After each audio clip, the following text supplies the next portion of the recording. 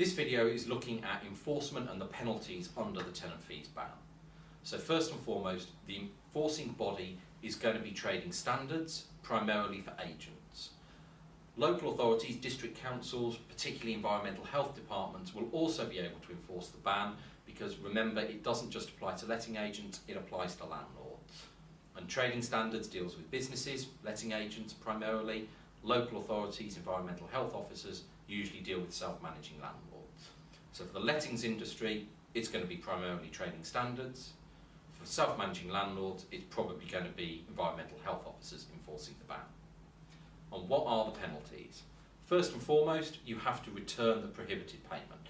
So if you've charged a fee, you have to give it back. If you've taken more than a week's holding deposit, you have to give everything back in excess of a week. If you've taken more than the 5-week security deposit, you have to give back anything in excess. And until you give that back, you can't use a Section 21 no-fault eviction notice. That's the first aspect. Second aspect, there's then the penalties. So for the first offence, that is a £5,000 fine, fixed penalty notice, similar to a car parking ticket.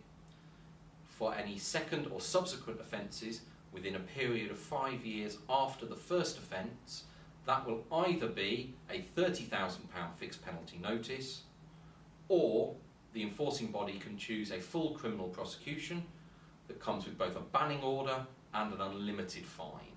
So the penalties are quite punitive. To make things worse, every fee that is taken will be classed as a separate offence. So if you take 4 fees, that will be classed as either 4 £5,000 fines and then secondly 4 £30,000 fines. Going a little bit deeper, if a prohibited payment is say £300 that includes referencing, contract negotiation and the inventory, that will not be classed as 1, it will be classed as 3. So that is potentially, using that 4-person example, up to 12 £5,000 fines or 12 £30,000 fines.